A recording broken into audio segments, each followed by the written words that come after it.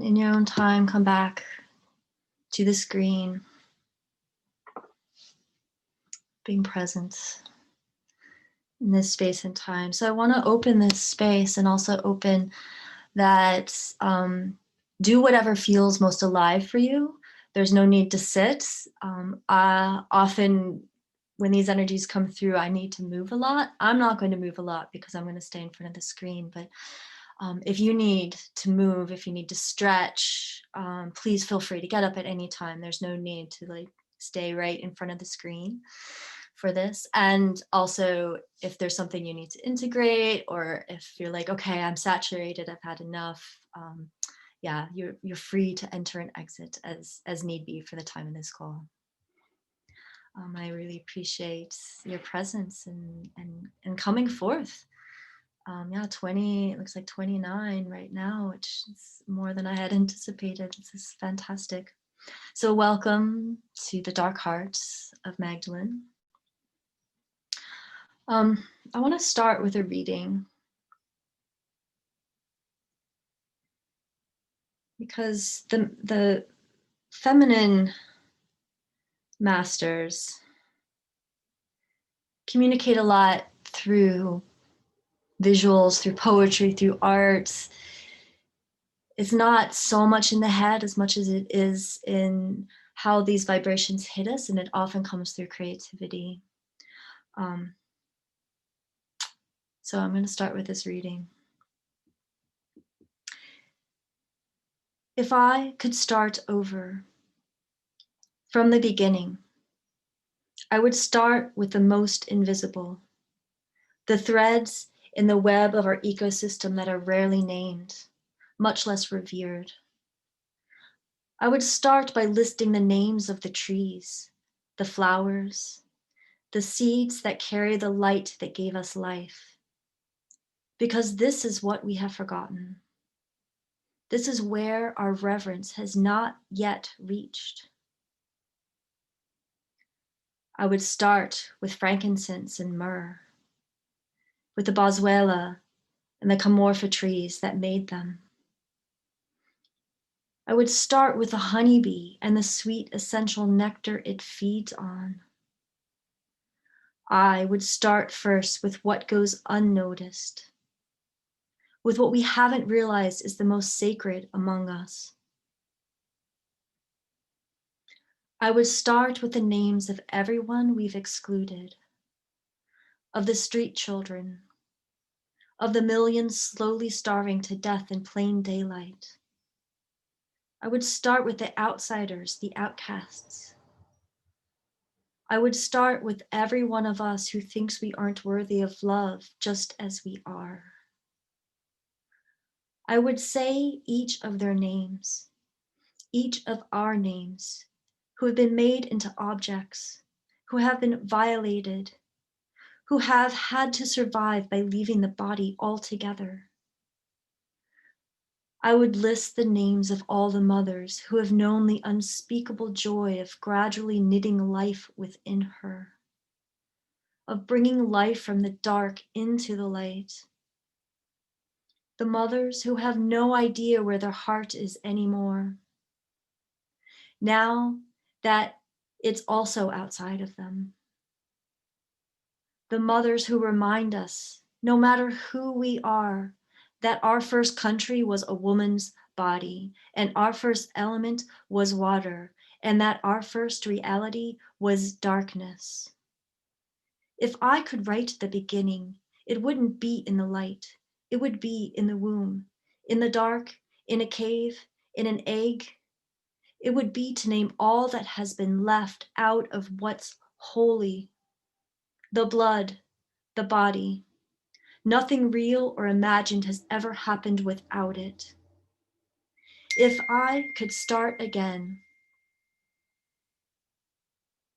I would install an altar within me. I would place the most sacred object inside it, my own heart. If I could start again, I would know that the only cathedral I've ever needed to find, to enter, to return to again and again, is this humble red hermitage, this mystical space that holds all the answers. I would begin again inside my heart, and I would live this way, speaking from it. If I could start all over, I would begin with her. I would start with the other, the hidden half of the stories, the voices that were buried in deserts and caves, the ones that were burned at the stake, the ones that were so threatening because hearing their voices would mean letting our love reach where it has never been before, to all of us, to all of creation, to the least among us, to the trees and the flowers, to the honeybee that feeds them, to the frankincense and myrrh, to the bark and the dirt, to the land itself where the word was first spoken. If I could begin again, it would be with her love, because this is what has been forgotten. This is what we need to remember most, that she could hear him, meet him from within her own heart, that she had so much to teach us, that her love for him taught her. I would start with her love because this was the bridge. This was how we moved the story forward of what it meant to be human. We hear from her. We hear from her about what her love made possible. If I could start again, it would be in the darkness. And in the darkness, all we would see is a hand suddenly extending out toward us. And the invitation would be terrifying. Seeing this hand would compel our heart to start beating rapidly, audibly. The fear comes from feeling out of control. We want to leave and we want to stay in equal measure. We want to know what might happen next and for everything to remain exactly the same. Taking this hand as a choice to surrender. Surrendering it all of the fear, the hurt, the anger, and the ego that created it. If I could start again, I would start with Mary Magdalene, because she is the one who remembers him, the Christ I know by heart. This was written by Megan Watterson in Mary Magdalene Revealed.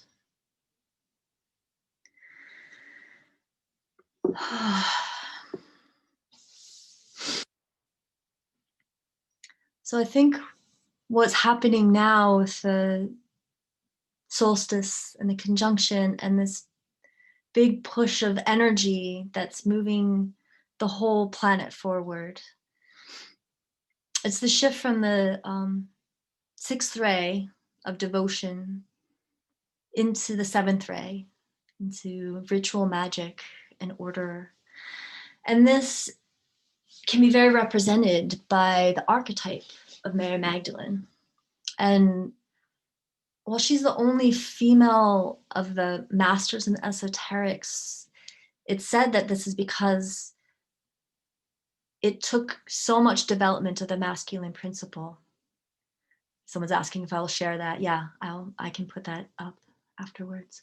If we can share that this masculine principle needed to be so embodied before the feminine came, because the feminine and the principle of matter, the principle of like what makes us, is so addictive and compulsive and so powerful that it takes a lot of discipline to get to the point where we can handle that energy coming up through.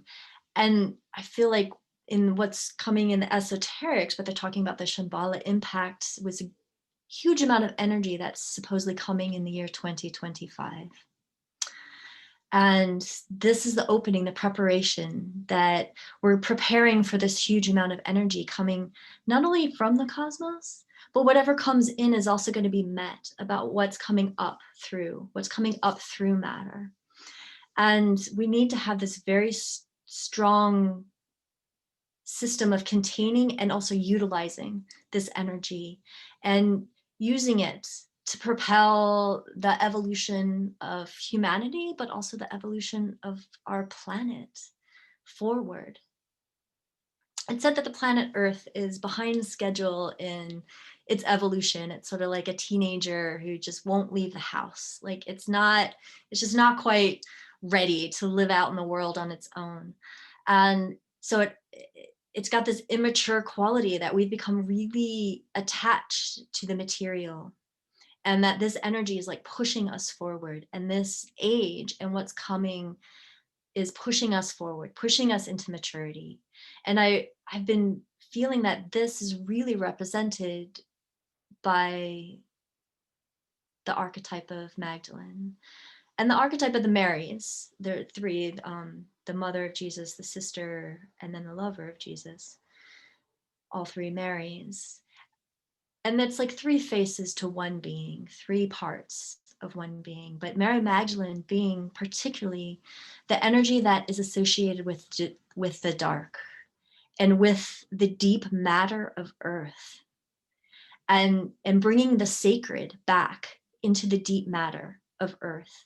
That with the Piscean age, we've gotten very idealistic and up in our heads and thinking, and that there was a time when this helped move us forward, but now we're sort of stuck in the mental process and in the consciousness, and even now in the spiritual sense, in trying to reach up the path of ascension. And Mary Magdalene is the path of descension, but she's also the path of the bridge between the two, of going deep into the earth and bringing the sacredness of matter up, but also bridging the consciousness down and creating a synthesis of something much greater, creating the synthesis that pours forth into the planet. Because when we realize the life force at the core of every atom, when we realize how much and how precious this is, everything becomes sacred. And this is the energy of Magdalene, is taking the things out of the shadows, taking the things that have not been appreciated, what's been outcast from the holy altar. And the holy altars now are shopping malls and the media, and those have become the places that we revere. But taking the sacred back into the mundane, taking it, the holy, bringing the holy back into every act we do, whether it be washing the dishes or creating the legislation that helps people, creating the change in the world, that we create it with every breath we take. And part of the message of Magdalene was that the kingdom of heaven is not someplace we get to. It's not someplace we go when we die. It's not someplace we're striving for. It is present here and now, in everything, in every cell of our body, and in every atom of all the matter in the entire world is vibrating with this kingdom of heaven, with a life force energy, that everything is holy, everything is sacred. And it is up to us to bring that forth, that it's our consciousness connected with our own life force and our willingness to surrender, to become a conduit for the life force of the cosmos and the earth together. And that to be truly, fully alive, it's surrendering our personal identity, surrendering this very personal identity that we are something separate from this, that we are something that has dominion over, or that we are victims of these forces, but that we are the forces that control the universe. We are the sacredness in the universe. We're both a life force and the consciousness that sees that, the consciousness that creates that. And yeah, I put on the sight, what was coming through me was the three faces of Mary Magdalene, and that's Mary the Magi, or like Mary the magician, Mary the one who is a force of change, who has surrendered herself to be the life force, to be the representative of the one. And Mary the whore.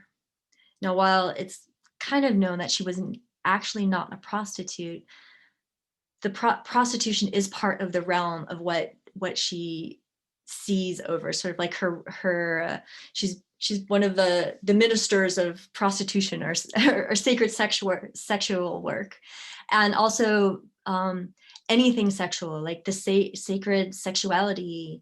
And she's also the saints of all the exploited, anyone who's ever been exploited sexually, but also just like violated, like their womb violated in any way, surgery or anything. She is the saint of that. She is the protector of that. So that is part of her realm. So Mary the whore, of being not a whore in the prostitute necessarily, but whore in taking the profane and the things that have been undervalued and the things that have been damaged, and saying there is no way you can actually damage this. Like, there is something at the core of this that's so precious that can never be violated. And then Mary, the lover of Jesus. And there's lover in the sense of like, okay, maybe there was a romantic connection between them, maybe not. It doesn't really matter. But lover in that Jesus representing the Piscean age and the coming of God through consciousness and showing us the way to become one with God through consciousness. And she is the lover, bringing the consciousness down and continually grounding it in matter, bringing it back into the body, bringing it back into the sacred rhythms of life, and not as this thing that's just there for spiritual people, or just there for those who meditate, or just present for those who believe and have enough faith, but it is for every single being on this planet and elsewhere. And the beings that exist in the mineral kingdom, the beings of the rocks and the water, and the beings of trees and flowers and honeybees and animals, like the mountains and the rivers, that this sacredness belongs to all of us. So lover of Jesus, of bringing the consciousness, bringing the spirituality all the way down, and creating the bridge between those two worlds. And I have a few particular scenes, and it doesn't really matter. Again, this is allegory, but these were scenes that came to me in the visions I was having in meditation.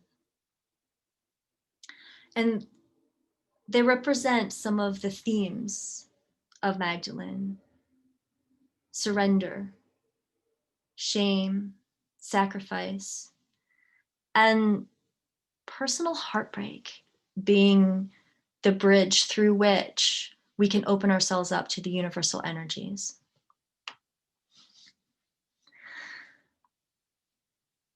So the first scene I want to take you through is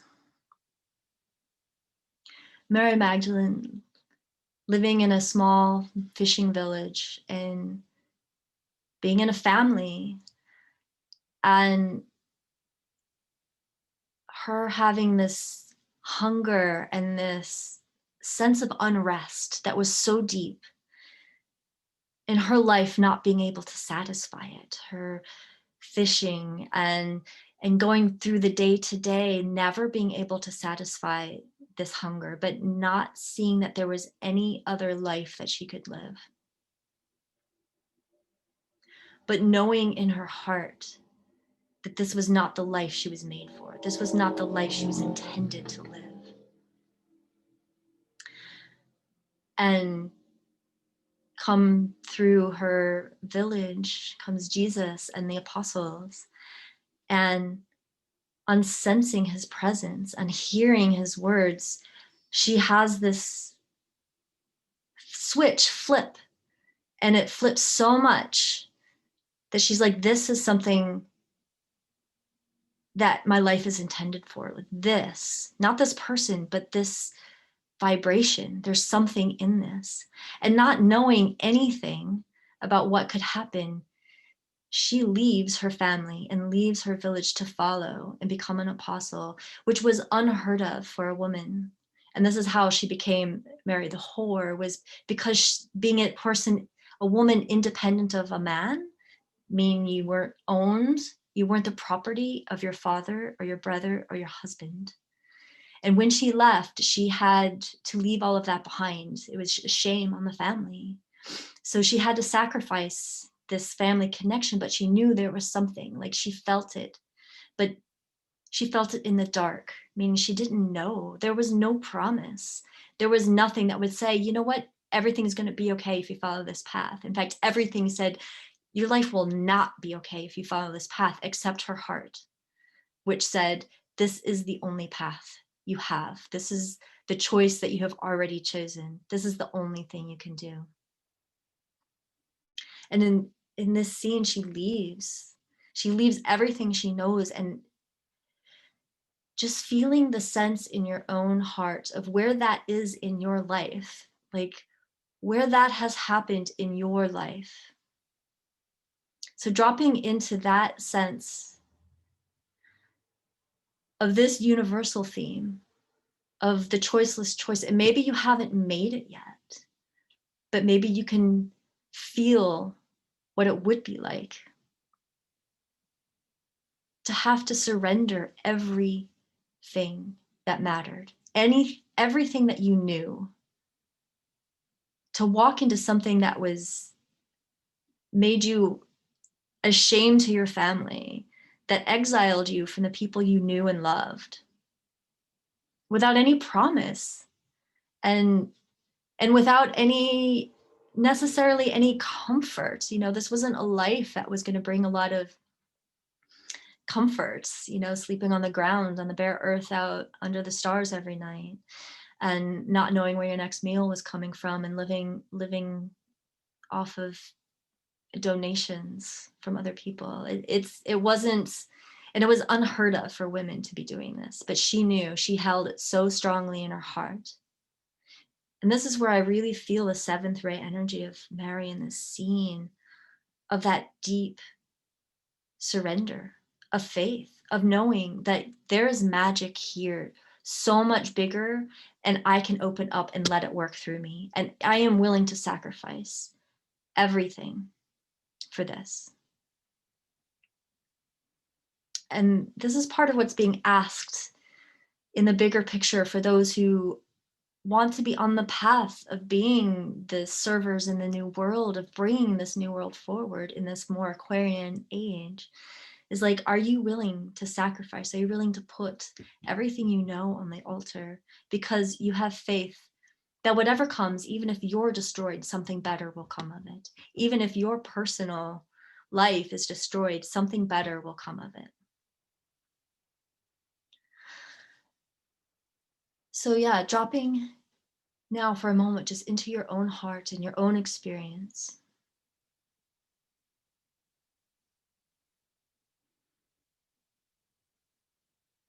And finding this place,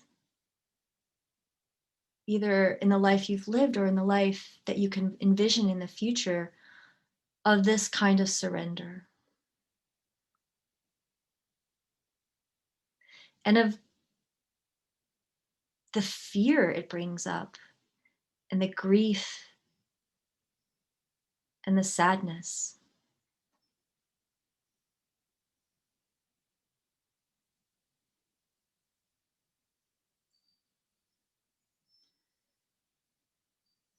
And alongside, not overriding, and no less, no more,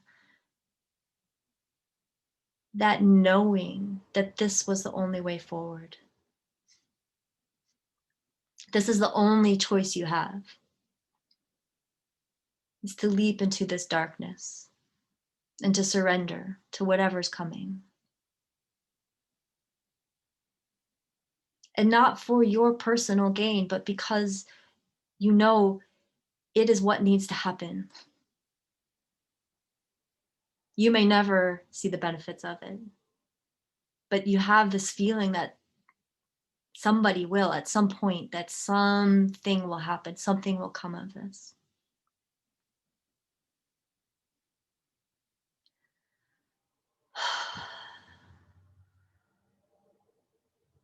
So taking that, both of those, and creating one package, visualizing that as an object. And I want you to put that object on the altar next to the rest, on the sacred altar that we had at the beginning in our meditation.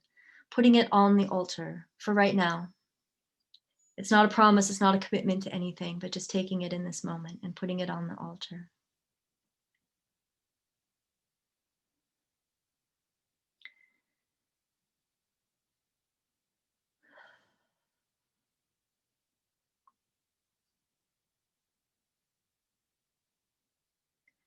And I want to take you to another scene.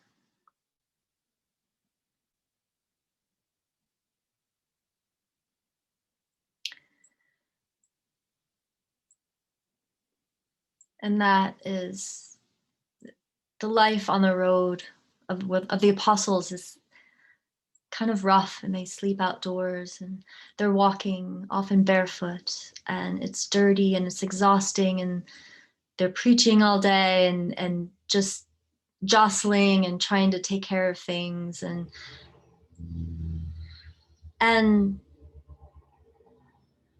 at the end of a day, and Mary notices that, you know, Jesus is exhausted, and he's having a hard time he is living up in this consciousness and having a really hard time being in this body, like bringing that down to where it can come through.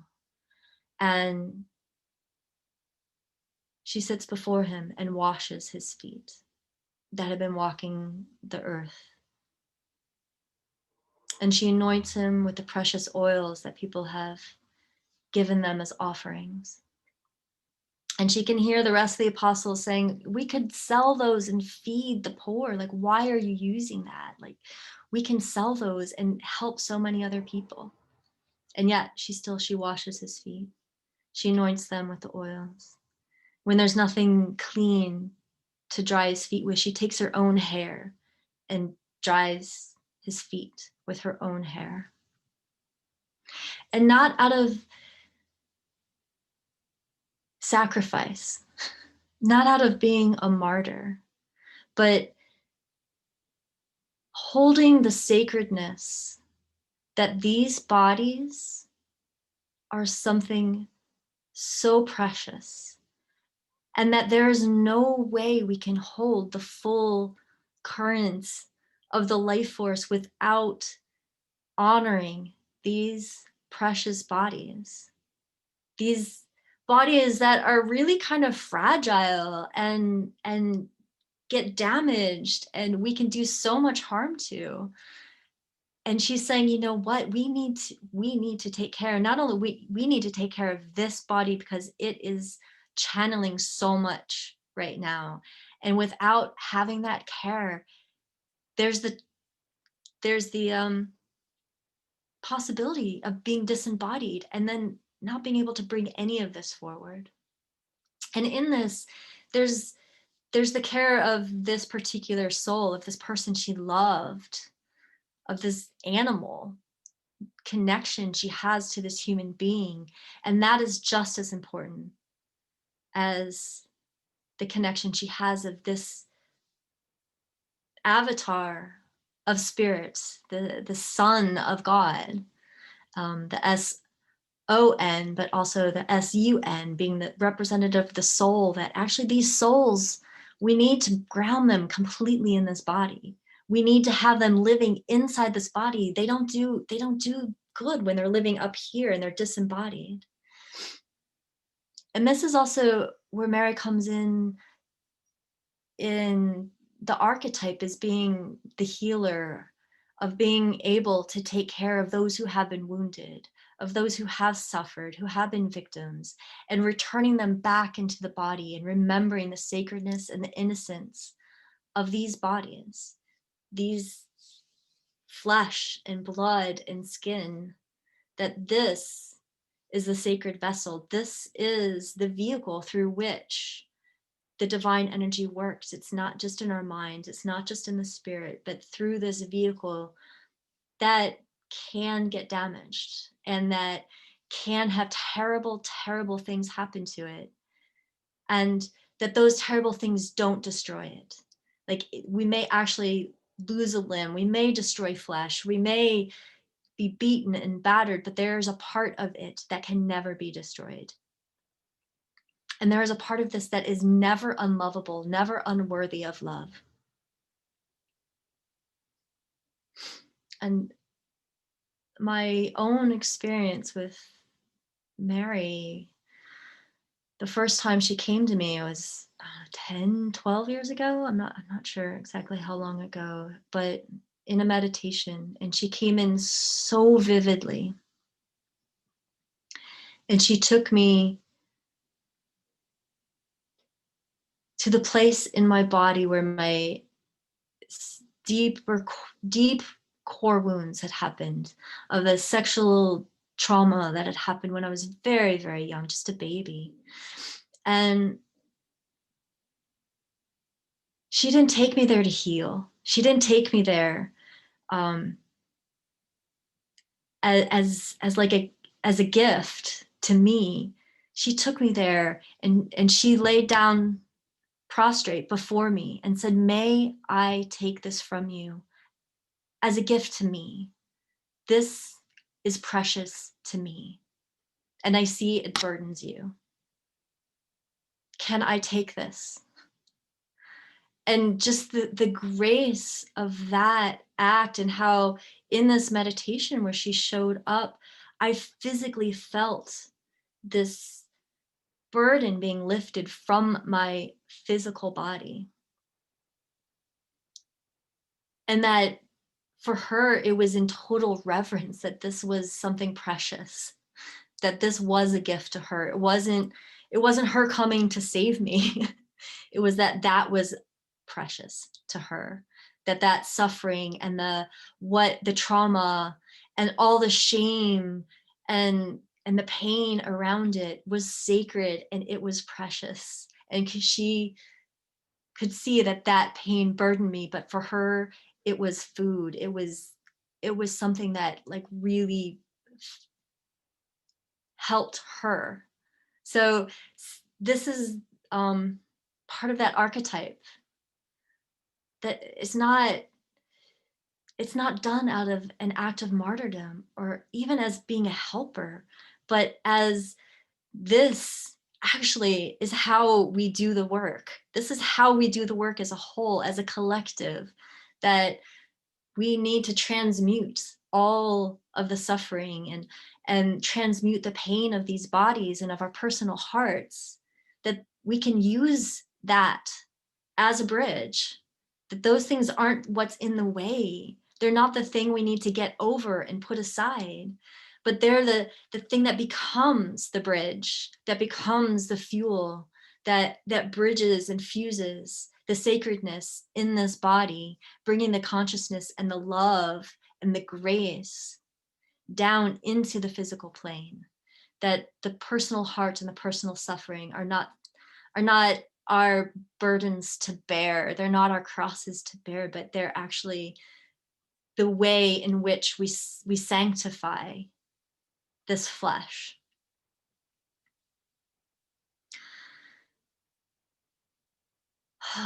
So, yeah, taking a moment right now and going into your own personal hearts and feeling what is there that's ready. What is the shame and the pain and the burden that you've been carrying that feels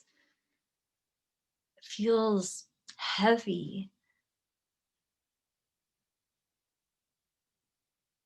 And maybe it's physical trauma, or maybe it's emotional trauma.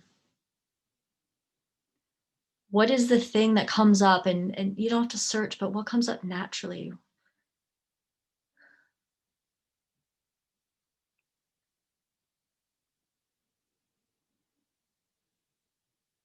and envisioning and feeling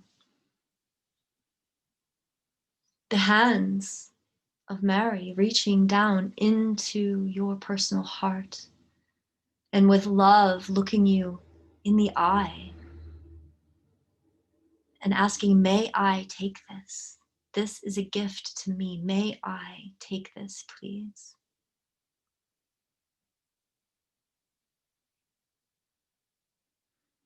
And if there's a yes, if you're willing, if you can, letting her lift that up out of your body and watching her place that on the sacred altar,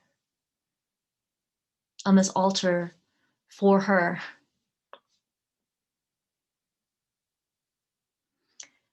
And feeling in your body the love and the grace that floods into that space that has been opened.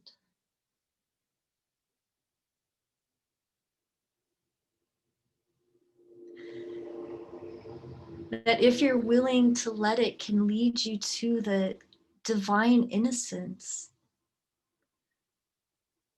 that you already embody, the divine innocence that is your birthright.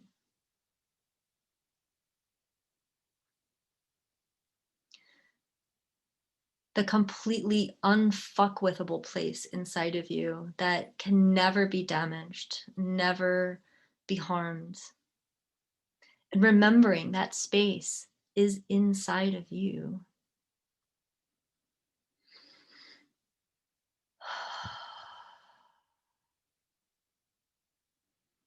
And just taking a moment to integrate that.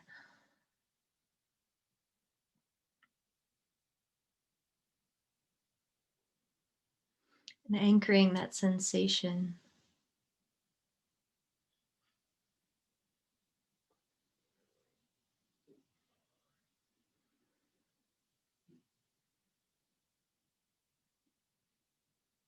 And if you need to journey with that more, feel free to just go on your own personal journey or following me into another scene.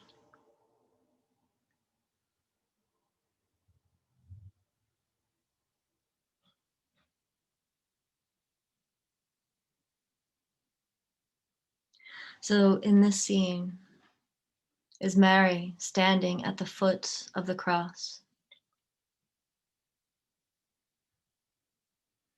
And on the cross is Jesus, this human being that she loves dearly, and this avatar of God, of the life force of the One, both of whom exist in this one body, and that she loves deeply, and she's watching suffer.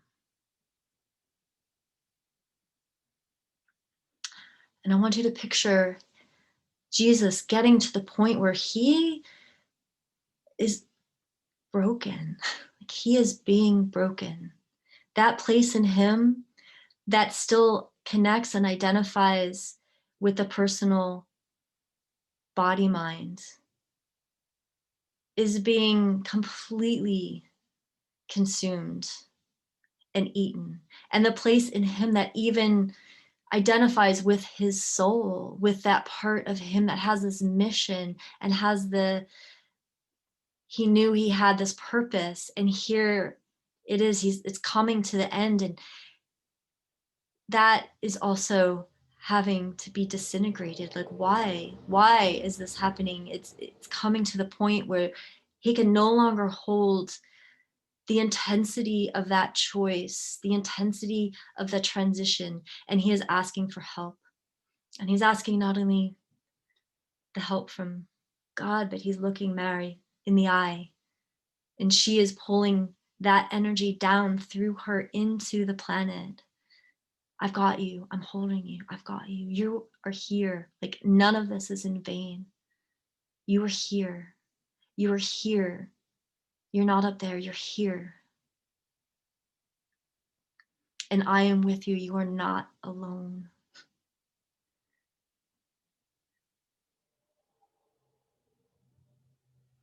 And just like the magnitude and the strength of having to hold that for someone, having to be in that moment with someone. And it's said that at this moment that Jesus took the fourth initiation.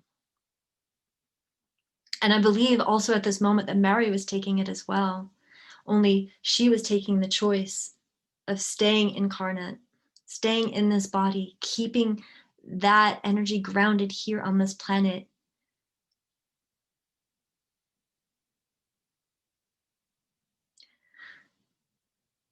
And Jesus becoming a master at that point, becoming the unincarnate.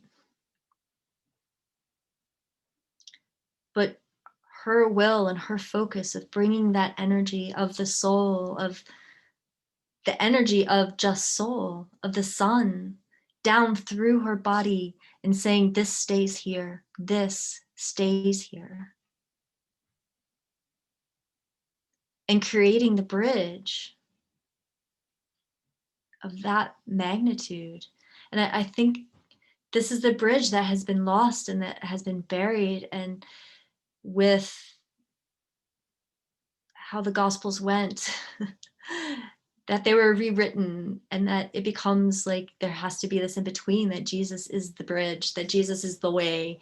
You have to go through the Savior instead of, no, we are the Savior. We become it. Like, if once we are willing to sacrifice even the purpose, even the soul, that we become that embodies this heaven, the kingdom of heaven on earth. And how much strength it takes to like watch while you're also going through, to like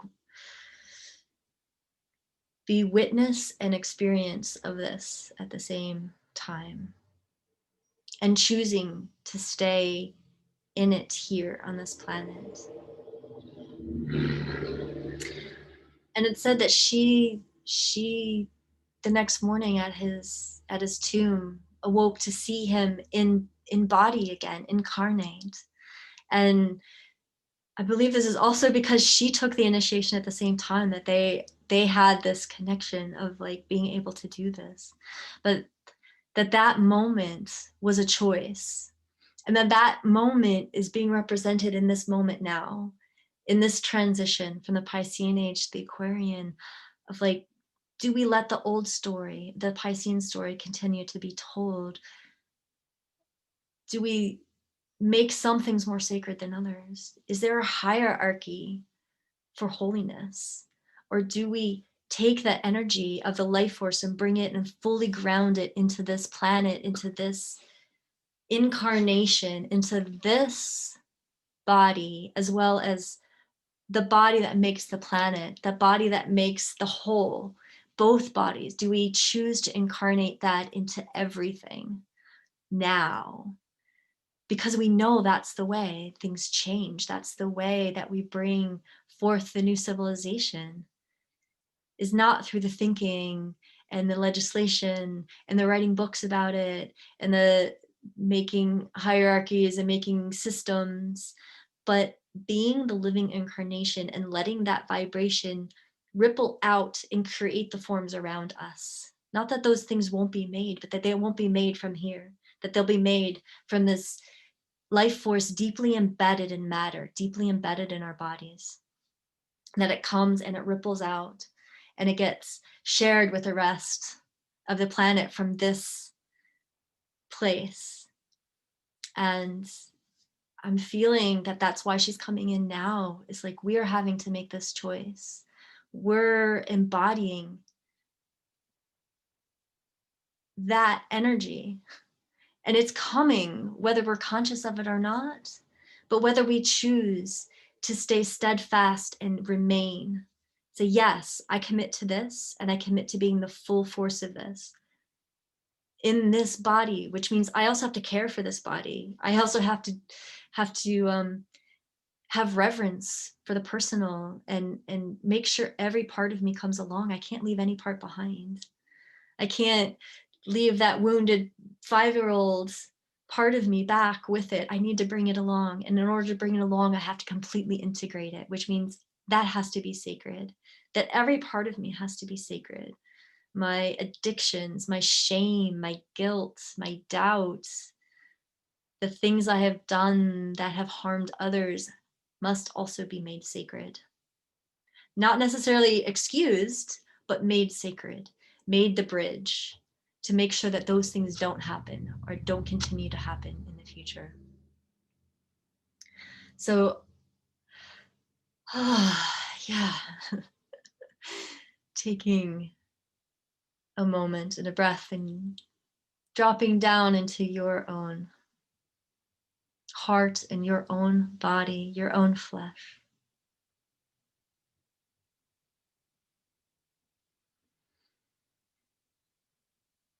And feeling into that choice. And it doesn't really matter if you're ready or not, or if you say yes or not, just knowing that that choice is there. There's no shame in any answer to it. But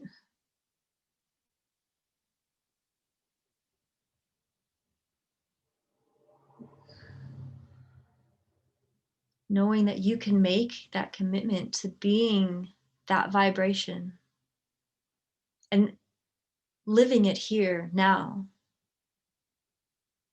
Not when you do your work, not further down the road when you get the things that make you feel safe enough to do the work, not when things stable and you kind of get to it, but right now, no matter what you're doing, no matter what kind of work you're in, no matter if it feels sacred or not, that you have the choice to make it sacred. You have the choice to be here on this planet in a sacred manner and to treat yourself, to treat others and everything as part of this one, as part of this sacred being. And that is how we get to live heaven on earth. And it's not something that comes when everyone does it. It's a choice we make to live in heaven or not, to decide, is this heaven here now? Not that we don't have work to do, but I get to choose if I live here now. I get to choose in this incarnation what I want to do with this, what I've been given. And that comes with the responsibility of not being a victim of our lives and not looking at circumstance to change, but of being the vibration and living the vibration and deciding that it's important enough that I can sort of not give up, but let it run in the background, all the other things about my personal preferences and safety and fears, because we can't leave any of it behind, but they don't get to run the show anymore. Like whatever fear, whatever doubts and things, bad habits that we have that hold us, that we say hold us back, of knowing like we have the choice of not having any of that actually hold us back. Even before we work through it all, even before it's gone, not eliminating, but saying like bringing all of that in and creating space for all of that within us. So yeah, dropping into that place in your heart where there's the option of that choice and just holding it there as a question, as an opening. And maybe you have an answer for it now, and maybe you don't, and that's okay. And maybe there's still fear and doubt, and that's okay. But being able to hold that there for the present.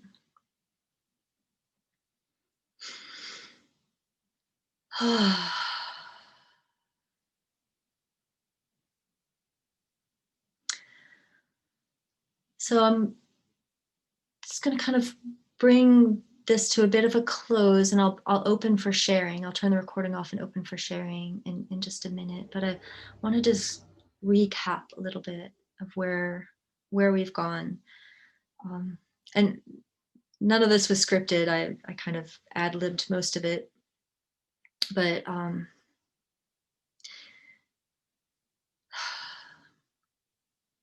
yeah, going back through the themes that I think the Magdalene brings now, and why it's important to all of us, whatever bodies we're in, male, female, because it doesn't matter. We're all of it anyway. But that the themes of surrender, of sacrifice, heartbreak, shame, remembering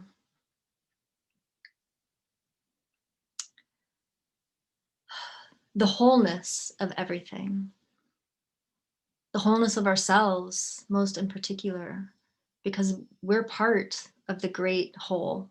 So there's no way we can't be whole. Like, we have everything. There's this great abundance that we sit on, that we live around and through, and that we can open up to.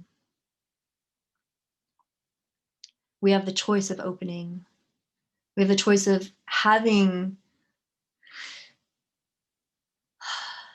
the great abundance of the kingdom of heaven pouring through us, or the gifts of the cosmos, or the life force, or whatever you might want to call it. Working with Magdalene, I end up using a lot of terminology from the Christian lexicon, but we can interchange all those words, God or life force. But that it lives through us, that we are that, and that is us. And there's wholeness in all of it. And there's no way we can actually be broken. We can feel broken. We can have heartbreak. And actually, it's important that we do, and that we honor it. And that those parts of us become the precious gifts. They become the bridges through which the life force runs, not despite it, and not because we eliminate it or because we work through it. That heartbreak itself is the bridge. And those vulnerabilities themselves are the threads that lead to compassion and to caring. And I can see and feel and sense in my body the vibration of the future that is possible. It's not guaranteed, but it is possible that that kind of energy can run through everything. And that when it does, that there's a feeling of abundance and compassion and care that is inherent in every act, in every word, in every being and every object that we encounter. And I can feel that this is the world that's possible. It is the world that Mary foresaw, and that she lived her rest of her life embodying and making possible. And it's something that we can also bring into our lives and make possible. And in the esoterics, that this is one master and one teacher and one line of this work, but it's also a very important and powerful line of this work, in a way that many people with the seventh ray in them feel most natural with. Like, this is something that we vibe with in some way. So I'm going to, thank you so much for showing up. I'm going to turn off the recording and open it up. If anyone wants to share, you can go ahead and unmute yourself with anything that came forward, questions, anything else.